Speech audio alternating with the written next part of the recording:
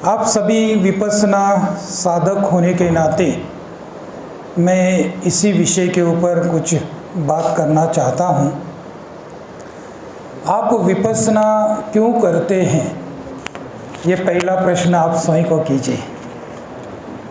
क्या हम विपश्यना क्यों करते हैं?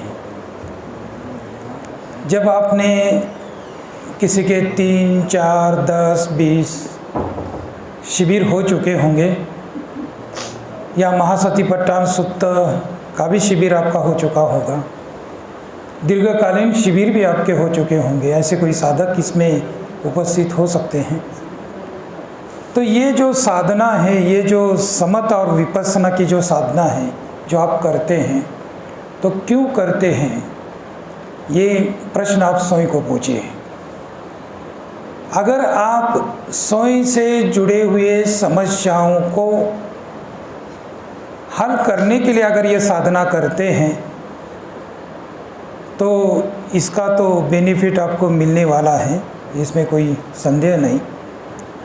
लेकिन साधना करने का जो उद्देश्य होता है, साधना करने का जो तरीका जो आप अपनाते हैं, लेकिन हमारे मन में एक ऐसा भाव होना चाहिए कि मैं इसलिए विपश्यना करता हूँ, इसलिए मैं समत और विपश्यना करता हूँ कि मुझे इस जगत के सभी सत्वों को दुख से मुक्त कराना है।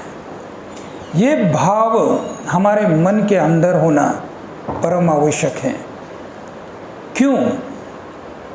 जब भगवान बुद्ध ने, जब वो राजकुमार थे, सिद्धार्थ गौतम थे, तो उन्होंने जब गृह त्याग किया था तो उनके बोधिसत्व की जो अवस्थाएं थी, उनके सभी सत्वों के प्रति जो करुणा थी और सभी को दुख से मुक्त कराने के हेतु से उन्होंने गृह त्याग किया था। तो हमें भी इस साधना के पीछे, जिसे बुद्ध धम्म का मूल कहा जाता है, अगर कोई वृक्ष का मूल होता है, बिना मूल से वृक्ष आगे बढ़ नहीं पाता, उसी प्रकार हमें इस साधना में अधिक और अधिक गति करने के लिए हमारे मन के अंदर वो करुणा का मूल होना नितांत आवश्यक है। अगर वो करुणा का मूल नहीं होगा तो ये साधना में हम गति नहीं कर पाते। तो भगवान बुद्ध ने जो गृह त्याग किया 29 वर्ष की आयु में, हम देखते कि उनके पीछे जो जो कारण है, तो सबसे प्रमुख कारण है सभी सत्वों को दुख से मुक्त कराने के लिए सिद्धार्थ गौतम ने गृह त्याग किया था। 6 साल तक अलग अलग उस वक्त के जो भी दर्शन थे, जो आचार्य थे, गणाचार्य थे, वहाँ जाकर उन्होंने वहाँ की जो भी साधना पद्धति हैं वो उन्होंने सीखी थी और वहाँ उन्होंने यही चिकित्सा की थी, ये मानव के दुख मुक्ति के लिए सहायक है या नहीं। जब जब उन्हें ऐसा लगा ये मानव मुक्ति के लिए ये सहायक नहीं है, दुख मुक्ति के लिए सहायक नहीं, तब तब उन्होंने उस आश्रम को छोड़ा। नहीं तो उस वक्त के अलार कालाम राम उदक पुत्र भगवान बुद्ध को कह रहे थे कि अभी हम और आप में कुछ फर्क नहीं, आप इस आश्रम को चला सकते हैं। लेकिन भगवान बुद्ध वहाँ ठहरे नहीं, क्योंकि उनका वो मकसद नहीं था, उन्हें कुछ बनना नहीं था। उन्हें सभी सत्वों को दुख से मुक्त कराने का जो भी टेक्निक है, तरीका है, मार्ग हैं, उस शोध के लिए उन्होंने घर राजपाट छोड़ा था। तो यहाँ हम देखते हैं कि गृह त्याग के कारण के बारे में बहुत अलग अलग चर्चाएं भी होती रहती हैं।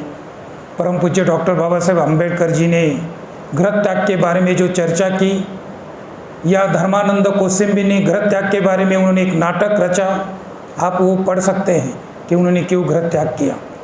या अश्वघोष के बुद्ध चरितम नाम के इस किताब में गृह त्याग के जो दृश्य दिखाए जाते हैं, जो उन्होंने 4 दृश्य दिखे गृह त्याग किया आदि, इसमें अगर देखा जाए कि इसमें ये दोनों ही कुछ विरोधाभास इसमें नहीं है।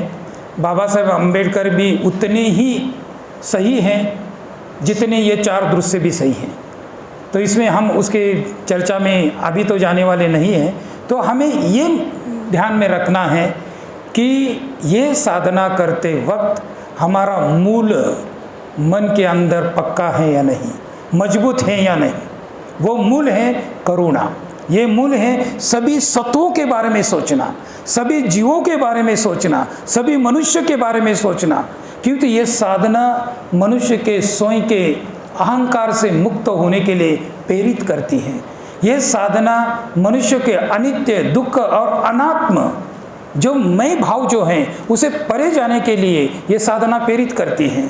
अगर हम मैं से जुड़े रहें तो ये साधना में हम गति नहीं कर पाएंगे। इसलिए हमें सभी सत्वों के साथ जुड़ना चाहिए, सभी सत्वों के हित के बारे में विचार करना चाहिए, सभी सत्वों के हितार्थ के बारे में विचार करना चाहिए। अगर आपके मन के अंदर करुणा का मूल है, आगे आपके मन के अंदर महाकरुणा है, महाकरुणा का मतलब होता है अगर आप सत्वों के, अन्य सत्वों के दुख को देखकर अगर आप दुखित हो जाते हैं, आपके आँख से अनायास आंसू निकल आते हैं, तो समझना चाहिए कि आपके अंदर महाकरुणा है। तो हम महाकरुणावान, करुणा, महाकरुणा, इस प्रकार की मनोअवस्था को, इस हमारे भावनिक जो रूपांतरण करना, करुणा के अंदर रूपांतरण करना, एक बुद्ध के मार्ग का एक सबसे महत्वपूर्ण मार्ग है। बुद्ध के जितने भी मार्गांग हैं आप उसकी चिकित्सा कीजिए। अष्टांग मार्ग लीजिए, पंचधर्मेंद्रिय लीजिए, पंचबल लीजिए, सप्तबोधांग लीजिए, 4 स्मृति प्रस्थान लीजिए, 4 रिद्धिपात लीजिए, 6 पारमिता लीजिए, 10 पारमिता लीजिए, 4 ब्रह्म विहार लीजिए। जितने भी मार्गांग है, ये मार्गांग 2 पक्ष के बारे में निर्देश करते हैं। एक पक्ष है करुणा का, उसे कहते हैं पुण्य, उसे कहते हैं उपाय, और दूसरा पक्ष है प्रज्ञा का, ज्ञान का, यथार्थ ज्ञान का। तो यहाँ हमें इस मार्ग पे चलते हुए हमें 2 तत्वों का विकास करना चाहिए। एक है करुणा का विकास, दूसरा है प्रज्ञा का विकास। इसलिए अगर आपने बाबा साहेब अम्बेडकर जी का ग्रंथ पढ़ा होगा तो बाबा साहेब अम्बेडकर जी कहते हैं कि धम्म क्या है, तो उन्होंने उसमें लिखा है कि भगवान बुद्ध के 2 अनुयायी हैं। उन्होंने, एक ने करुणा को मजबूत से पकड़ा है, एक ने प्रज्ञा को पकड़ा है, लेकिन वो कहते हैं मेरा ऐसा कहना है धम्म क्या है, तो वो कहते हैं प्रज्ञा और करुणा धम्म है। तो बुद्ध के सभी मार्गांग में प्रज्ञा और करुणा समाविष्ट है। तो हमें साधना करते वक्त हम ये देखना चाहिए कि मैं करुणा से प्रेरित हूँ या नहीं, मैं करुणा से भावना करता हूँ या नहीं।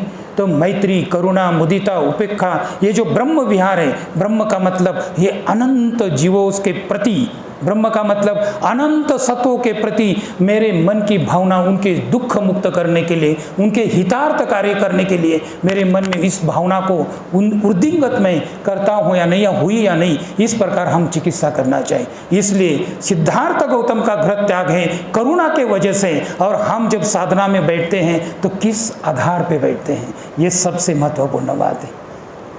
मेरा पति मेरे से झगड़ा कर रहा है इसलिए साधना कर रहे हैं आप लोग, या मेरा बिजनेस नहीं चल रहा है इसलिए हम साधना कर रहे हैं, या मैं स्वयं दुख से मुक्त होने के लिए साधना कर, स्वयं तो दुख से जरूर मुक्त हो जाएगा, उसकी बात नहीं, लेकिन हमारे बुद्ध धम्म का जो मूल है, जो करुणा है, उसको हमें पकड़ना पड़ेगा। इसीलिए तो सिद्धार्थ गौतम 6 साल तक अलग अलग आचार्य गणाचार्य के पास गए, उनको ये दुख मुक्ति की साधना नहीं मिली, तब उन्होंने स्वयं इस साधना को खोज निकालकर उन्होंने संबोधि प्राप्त किए। और उन्हें फिर क्या किया, 45 साल तक पूरा उन्होंने लोगों से, घरों घरों तक, एक एक आदमी को उन्होंने इसका उपदेश किया है। तो यहाँ हमें, जब आप विपස්සना करते हैं, सबसे बढ़िया साधना, सबसे महत्वपूर्ण साधना आपको मिली है, सबको मिली है। तो ये जो समत और विपස්සना जो साधना है, तो ये क्यों करते हैं, तो इसके पीछे सबसे प्रमुख जो कारण है कि अपना तो हित है ही है, लेकिन दूसरों का भी हित करना है, दूसरों को भी दुख मुक्ति का रास्ता हमें दिखाना है। तो महासतिपट्टाण सुत्त में 4 प्रकार के भाग जो विपස්සना के हैं। काया में कायानुपස්සना, वेदना में वेदनानुपස්සना, चित्त में चित्तानुपස්සना, और धम्म में या धर्म में धम्मानुपස්සना या धर्मानुपස්සना। ये महासतिपट्टाण सुत्ते के जो 4 भाग हैं, जब इस 4 भागों की हम साधना करते हैं तो क्या होता है, कैसी क्या प्राप्त होता है, कौन सी प्राप्ति होती है। जब आप ठीक से काया में कायानुपස්සना साधना करते हैं, तब हमें दुख आर्य सत्य समझ में आता है।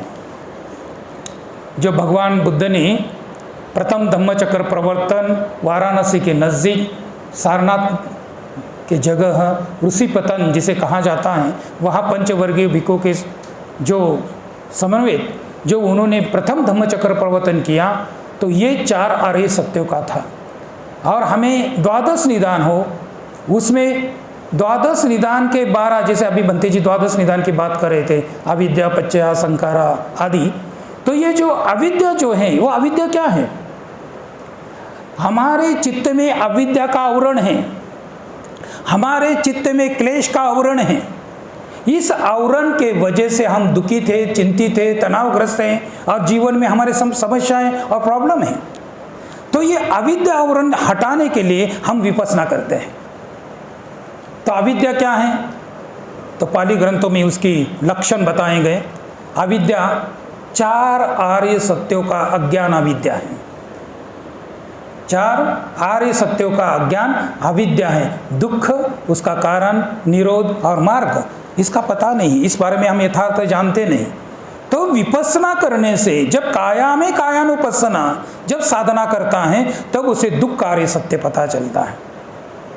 तो दुख की जो भी बात है उसे समझ में आती, बोधात्मक ज्ञान उसे मिलता है। और जब वो वेदना में वेदनानुपස්සना साधना करता है, तब उसे दुख का कारण पता चलता है कि जो अविद्या से लेकर जरा मरण तक ये जो पूरा अनुलोम प्रतिलोम द्वादश निदान है, दुख की उत्पत्ति जो कैसे होती है। तो ये वेदना में वेदनानुपස්සना जब आप साधना करते हैं, तब हमें दूसरे आर्य सत्य जो दुख समुदय जो आर्य सत्य है, उसका ज्ञान होता है। और जब हम चित्त में चित्तानुपස්සना साधना करते हैं, तब तीसरा आर्य सत्य का हमें बोध होता है।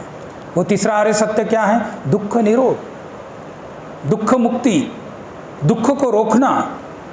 तो ये जो है कि ये तीसरा जो भावना है, चित्त में चित्तानुपස්සना, जब हम साधना करते हैं तो हमें दुख निरोध का बोध होता है।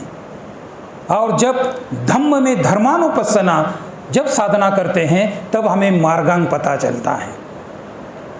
मग्गानंग अष्टांगिक मग्गो सेट्टो, मार्ग में अष्टांगिक मार्ग श्रेष्ठ है, भगवान बुद्ध ने कहा। तो जिसे निर्वाण प्राप्त करना है या अरहत होना है या बुद्ध इस अवस्था में जाना है, तो मार्गांग के सिवा हम वहाँ जा नहीं सकते।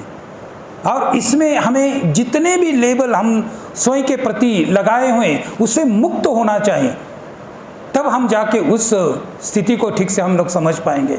तो जो विपස්සना करने वाले साधक हैं, तो उनको ये समझना चाहिए हम विपස්සना क्यों करते हैं, समत और विपස්සना की साधना करने के पीछे क्या हेतु है, क्या कारण है। कि भगवान बुद्ध के सभी उपदेश हेतु प्रत्यय पर आधारित हैं। बिना हेतु प्रत्यय के बुद्ध कोई बात ही नहीं करते। कोई भी उपदेश, कोई भी सूत्र उनको लीजिए, वो हेतु प्रत्यय की बात करते। इस वजह से ये हो रहा है, इस वजह से हो रहा है, ये कर्म करने से ये फल प्राप्त हो रहा है। ये कर्म और कर्म फल की बात करते हैं, हेतु प्रत्यय की बात करते हैं, दुख और दुखों की कारणों की बात करते, दुख निरोध की बात करते, मार्ग की बात करते। तो हमें बहुत अच्छी, जैसे कि परम पूज्य गोयंका गुरु जी जो 7 या शिविरों में जाकर आपने जो भी साधना की हो, साधना करते हो, तो बहुत अच्छी बात है। अधिक अधिक आप साधना में तत्पर होने से आप जो प्रयास कर रहे हैं, उसके साथ साथ मैत्री, करुणा, मुदिता, उपेक्षा, प्रेम आदि सत्वों के प्रति हमारे हृदय में होना, ये भी नितांत आवश्यक है। क्यों? तो ये बुद्ध धम्म का मूल है। इसके सिवा हम आगे नहीं बढ़ पाएंगे। सिद्धार्थ गौतम कोई भौतिक वस्तु के लिए ध्यान थोड़ी कर रहे थे, वो तो राजकुमार थे, उन्हें तो सब कुछ छोड़ के चले गए थे। उनको छोड़ना नहीं पड़ा, उनके उस वस्तुओं के प्रति या उस पदार्थों के प्रति उनकी आसक्ति नहीं रही। उन्होंने खुद उनके उदयन नाम के मंत्री के साथ चर्चा की है इस बात के लिए। उन्होंने कहा मैं संसार के विरोध में नहीं हूँ, लेकिन ये अनित्य होने के नाते मेरा मन उसमें नहीं लग रहा है। ये बात सिद्धार्थ गौतम ने उदयन नाम के मंत्री के साथ चर्चा की है। तो हम देखते हैं कि बुद्ध का जो मूल मकसद है, सभी प्राणियों को, सभी सत्वों को, सभी मनुष्यों को दुख से मुक्त कराने के लिए है। तो यहाँ जो भी साधक है, साधना करते हैं, तो बहुत अच्छी बात है, ये साधना करनी चाहिए और उसको ठीक से समझना चाहिए। जो जो बुद्ध वचन को समझना चाहता है, बुद्ध मार्ग को समझना चाहता है, तो उसमें पहले शब्द के ऊपर ध्यान दीजिए। बहुत बार ऐसा होता है, प्रेत लोक, नरक लोक, असुर लोक, स्वर्ग लोक, प्राणी लोक, मनुष्य लोक, या पुनर्जन्म, या कोई देवता, या कोई ब्रह्मा, ये इस प्रकार के जब शब्द आते हैं तो लोग थोड़े से विचलित हो जाते हैं, नहीं समझ पाते हैं। उसका कारण है, भारतीय जितने भी दर्शन हैं शब्द के एक जैसा हो सकता है, अद्वैत वेदांत हो या वैदिक परंपरा हो या श्रमण परंपरा।